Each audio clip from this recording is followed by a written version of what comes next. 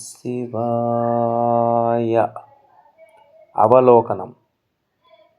అంతరంగ దృష్టిలో సమగ్రంగా, నిష్పక్షపాతంగా నిరంతరం మన అస్తిత్వాన్ని పరిశోధించుకోవటమే అవలోకనం. ఇది మనల్ని మనం నిజాయితీగా అర్థం చేసుకునే ప్రక్రియ. సాధారణంగా మన దృష్టిని బయట వస్తువులపైన, ఇతరుల చర్యలపైన, ప్రపంచ పోకడలపైన కేంద్రీకరిస్తాం. కానీ ఆధ్యాత్మిక అవలోకనం దృష్టిని అంతర్ముఖం చేస్తుంది. పవిత్ర గ్రంథాలు మోక్షం లేదా ఆత్మజ్ఞానమే మనిషి అంతిమ లక్ష్యమని ఉద్ఘాటించాయి. ఈ జ్ఞానాన్ని పొందటానికి తొలిమెట్టు, ముఖ్యమైన సాధనం ఆత్మ అవలోకనమే.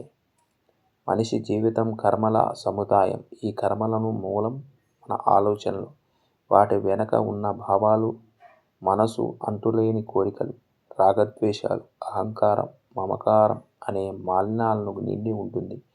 వాటి కారణంగానే మనం నిజమైన సంతోషం నుంచి దూరం అవుతాం. అవలోకనం ఈ మలినాలను గుర్తించడానికి, వాటి మూలాన్ని వెతికి తీయటానికి సహాయపడుతుంది. ప్రపంచాన్ని మార్చడానికి ప్రయత్నించే ముందు మనల్ని మనం మార్చుకోవాలి. ఆత్మ అవలోకనం ఆ మార్పులకు నాంది పలికే శక్తివంతమైన అర్థం. ఆధ్యాత్మిక అవలోకనంలో మొదటిది నిన్నటి సమీక్ష. ఇది జరిగిపోయిన కర్మలు, ఆలోచనలు, సంభాషణలు పరిశీలించడం.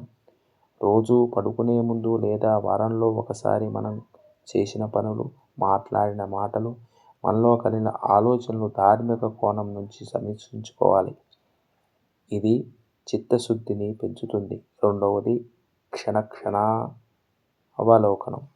ఒక పని చేస్తున్నప్పుడు, మాట్లాడేటప్పుడు లేదా ఒక భావాన్ని అనుభవిస్తున్నప్పుడు మన అంతరంగంలో ఏమి జరుగుతుందో గమనించడం. ఈ జాగరూకతే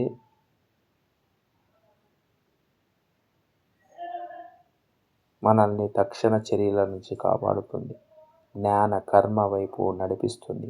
అవలోకనం అనేది కేవలం మానసిక వ్యాయామమే కాదు, ఇదొక నిరంతర సాధన. ధ్యానం దీనికి మూలస్తంభం. ధ్యానంలో స్థిరంగా కూర్చొని ఆలోచన పెరుగుతున్న వాటిని పట్టుకోకుండా కేవలం గమనించడం ద్వారానే ఆత్మావలోకనం చేసుకోవచ్చు. ఈ సాధన ద్వారా అహంకారం, క్షీణత, వైరాగ్యం, నిర్ణయ శక్తి, మానసిక శాంతి, కరుణ వంటి ఉన్నత ఆధ్యాత్మిక ఫలితాలు లభిస్తాయి. మనలోని లోపాలను నిజాయితీగా గుర్తించడం ద్వారా నేను గొప్పవాణ్ణి అనే భ్రమ క్రమంగా తొలగిపోతుంది. బయట వస్తువుల పట్ల, తాత్కాలిక సంతోషాల పట్ల మమకారం తగ్గి ప్రపంచ అనిత్యత అవగతమవుతుంది. స్వార్థం లేని ధర్మానికి అనువైన నిర్ణయాలు తీసుకునే సామర్థ్యం పెరుగుతుంది. చింతలు, అబద్ధభావాలు, పశ్చాత్తాపం వంటి తొలగిపోయి మనసు ప్రశాంతంగా మారుతుంది.